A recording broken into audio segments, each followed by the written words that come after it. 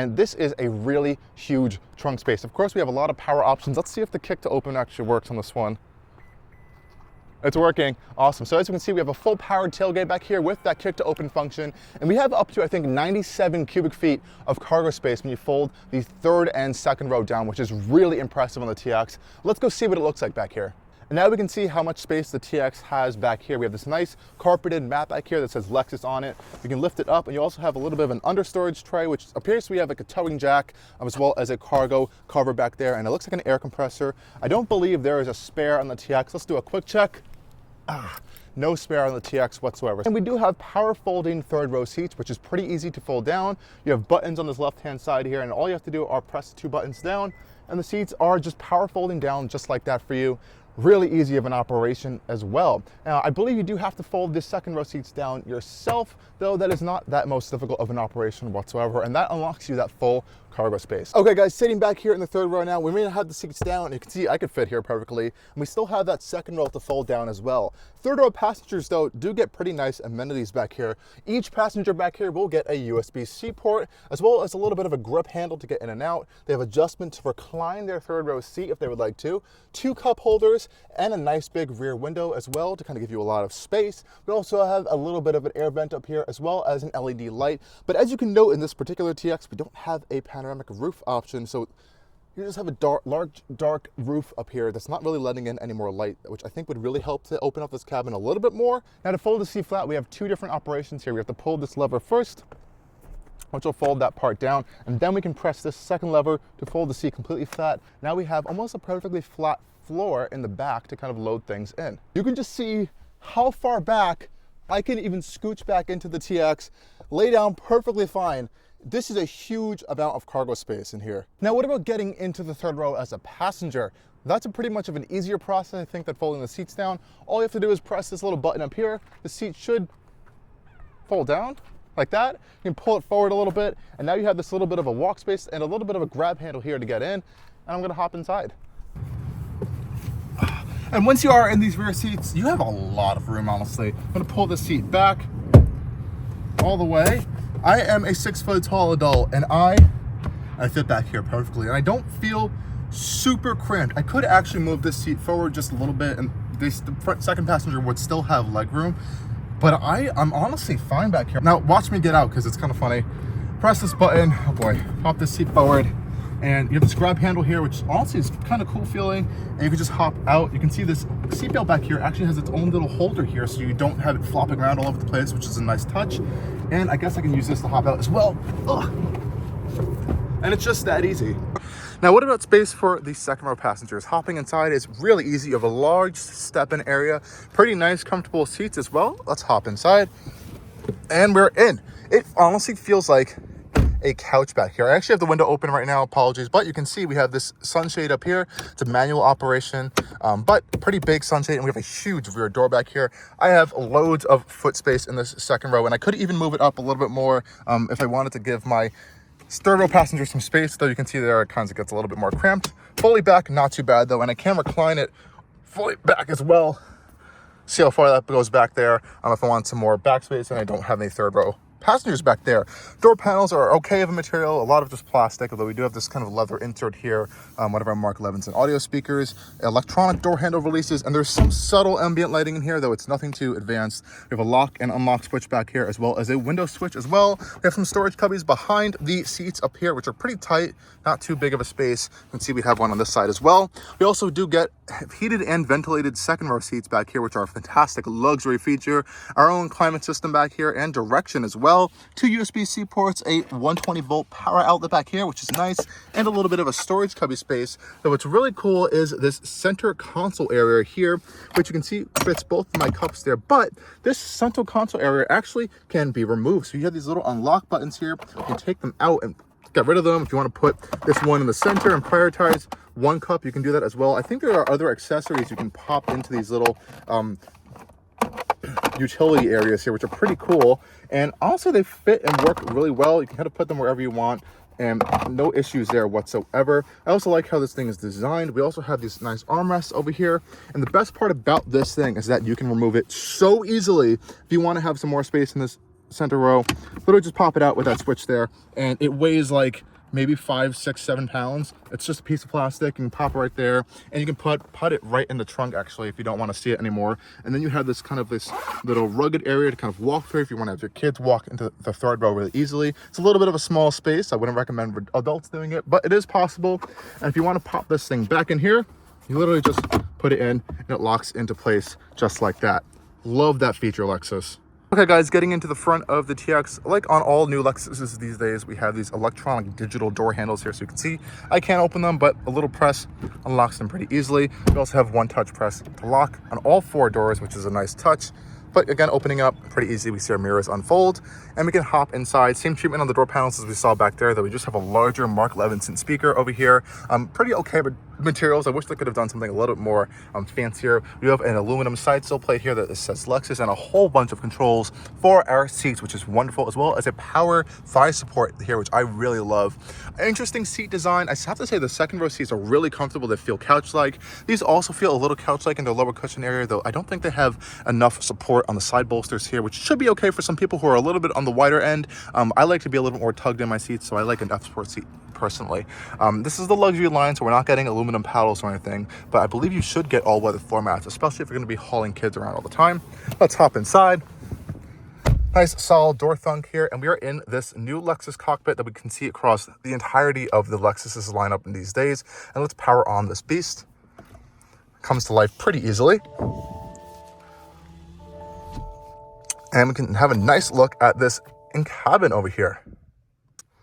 So now that we have the vehicle on, if you guys haven't checked out my recent RX review, you're going to see a very familiar interface here, and it's pretty much all the same complaints I have there.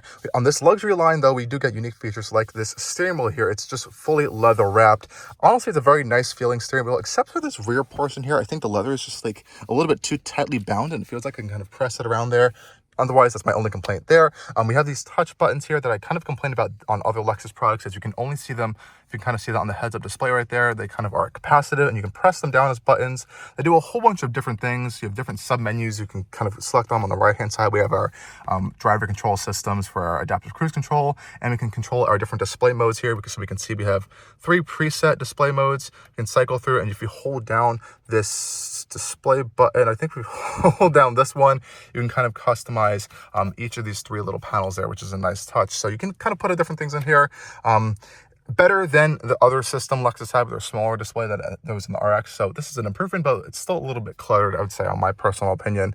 We have automatic headlights, automatic wipers as well. We also have our driver monitor here as well. It's going to give you some driver attention support. And we have a really cool cockpit style design that Lexus is going with on their all new interiors. I think it's a good design. I don't know though if this infotainment system is good enough of a separation from the Toyota counterpart to kind of make it its own Lexus thing. It's pretty much the same identical software that you can find in new Toyota products. And I think that was a little bit of a mistake on Lexus's part, because it's a little bit cluttered to use. I think it's an Android-based system at the end of the day, but as you can see here, we have it in its largest configuration here. We do have separate climate controls, though they are not just buttons somewhere that are integrated into the screen here. We do see we can turn on our heat, and as you see here, we kind of turn these dials to change the temperature pretty easily, which isn't that difficult. We do have a sync mode, and we can see we have our fan speed here, but this is pretty much all of your AC controls. We have heated and ventilated seats. Open up this menu, we have a kind of a quick access menu here, which is frequently used things throughout the infotainment system, from safety systems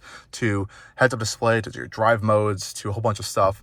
Or otherwise, we have our climate menu here, which is really just a few different simple settings, nothing too complicated here. Heated steering wheel as well. The screen itself is big. We can only expand it fully in the Lexus navigation system here, so I can press that button to fully expand it out right there. You can see it gets a little bit bigger. It gets a little bit confusing once you start going through the menus. So our vehicle settings, we can see our drive modes. We can actually fold the 3rd row down from here as well, which is a cool touch. We have all of our driver assistance settings as well, which we'll get into in our driving impressions, our trip information as well. So we can see our efficiency in EV mode. If I put it into hybrid mode, we'll see our gas efficiency there. So that's not bad. I was doing a little bit of some hard driving, so I've gotten way better numbers there. Energy flow, we can see what's happening with our complicated drive system. So we have our engine, our 2 motors here, as well as our battery pack. We can see if it's charging or not, which is a cool touch. We also have our charging schedule. We can see what's happening with the all-wheel drive system with the Direct4 tire pressure and some vehicle alert settings. And our actual settings here, it gets a little bit more complicated going through Bluetooth devices. We also have our vehicle customized settings here. We can change our heads-up display, different meters here. So we can actually have one single gauge here, or if I go to this type 2, it will change it so we have a traditional style gauges. We can also have it display a tachometer. So if you want to have a tachometer instead of the hybrid electric meter there, we can have that as well. So there is a lot of customizability with these new gauges. So I will thank Lexus for doing that, particularly because I think it's a nice amount of customizations you can have there. And we also have our EV indicator. We have light controls. Oh, there's a whole bunch of customization here. Now, my one complaint is with the ambient lighting here. So you can only use it when you're in park, not even in drive, not even in auto hold. That's when you can change your ambient light color. And I appreciate Lexus for having so many different options here. But what I don't appreciate them is giving us no ambient lighting in this interior. It only shows up right here in the door cards and in our footwell. That's about it. Same thing back here. It's really just in the door card area. We're going to see the ambient lighting. There's nothing on the dash. There's nothing in the center console. There's nothing up here. The RX had a lot more ambient lighting, and I think for $80,000+, it should have more, especially with modern day vehicles having all these crazy ambient lighting. I think a lot of customers are looking for that. Even just having the option of that would be nice, but at least we have ambient lighting. It's just not very extensive. And again, you can see you have a custom drive mode. There is a lot of stuff in the system that you can spend hours and hours customizing to your personal preferences here. And I do appreciate that. We do have wireless Apple CarPlay and Android Auto as well, which is a nice touch. And we have some physical buttons here for some climate systems, though again, not too much. We do have a physical volume knob here. Some air vents down here, which I'm not too particularly a fan of. They don't feel super high end as well. They kind of feel a little bit on the cheaper end. They also remind me of the Kia Sorento, but I'm sorry, Lexus, I had to say that. We have a wireless charging mat over here. Oh no, I just activated the Lexus Assistant. Lexus, I'm hot. Hey Lexus, I'm hot.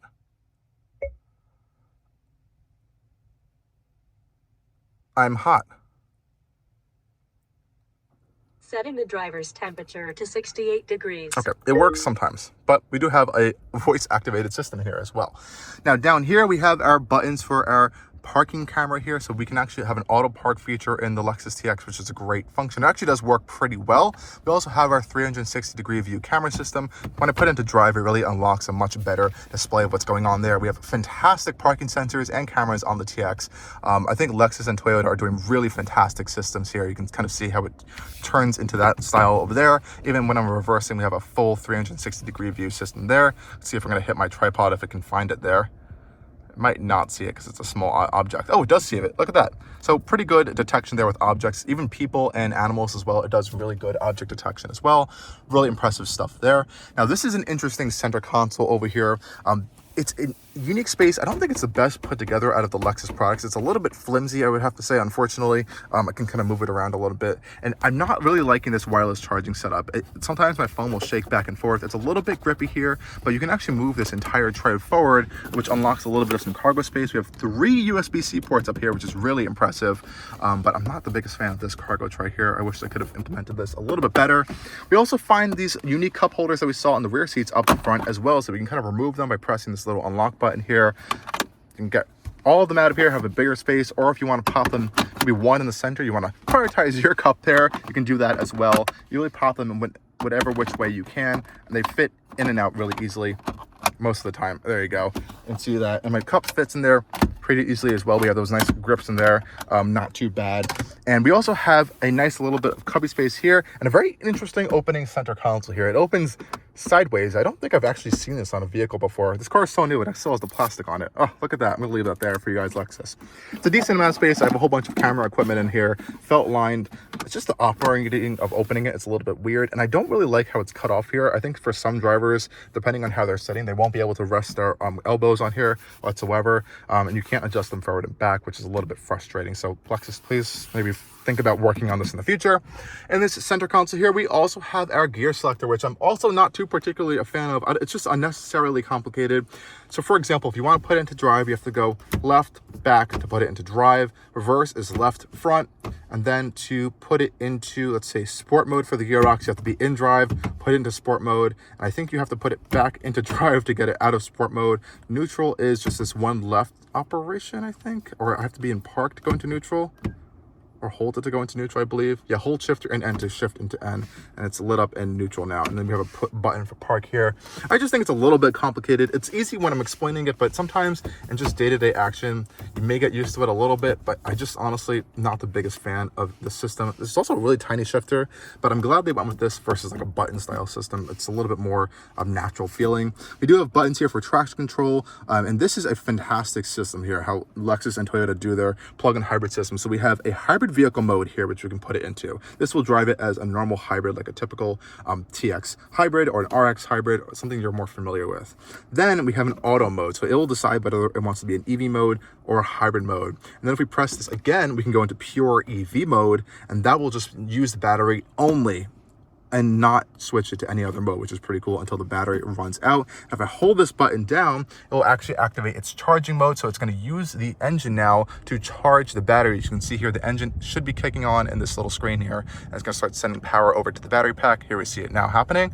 And that's pretty cool. So now it's going to charge up our 18.1 kilowatt hour battery pack, and I can turn it off like that and pop it back into EV mode by just pressing that button. Electronic parking brake and auto brake hold in here. We also have our digital rear view camera here, and I love how they give you so many options to adjust your rear view camera. Some manufacturers literally give you 2 options. You can up, down, left, right, tilt it, zoom, whole bunch of nice stuff here. So I appreciate them for doing that. Like I said before, this one does not have a panoramic roof, which is really unfortunate. I think it would really help the darkness of this cabin. And I'm not too particularly a big fan of this. This looks lifted straight out of Toyota. The Lexus's console up here on the RX just looked a lot nicer. This just doesn't feels a little bit plasticky and cheap. And I know this is essentially a Grand Highlander platform at the end of the day, but this feels like it's straight out of the Grand Highlander. So I wish they kind of changed this a little bit up more than what it is. Though thankfully we have really bright LED lights up here for our mirrors, and I believe these go out and extend. Yes, they do. So you have a lot of adjustability with your visors up here as well, which is a nice touch. And we have a lot of microphones throughout this cabin, even all the way through the whole roof, going back to the rear seats to allow everyone to be heard on a call, which is a pretty nice touch. And that's pretty much it with this cabin in here. Decent amount of storage cubby space in here. I generally like what's going on over here. I wish this infotainment system was a little bit more Lexus specific, and I guess some materials in here could be a little bit more higher end for this $80,000+ price, but the seats are very comfortable. I like the blend of this like kind of micro suede and the semi-aniline leather, and it's generally a very nice place to be with fantastic driver systems. And once you start driving this thing and it's hybrid and EV modes, you're going to forget about everything because it's such a smooth and refined powertrain.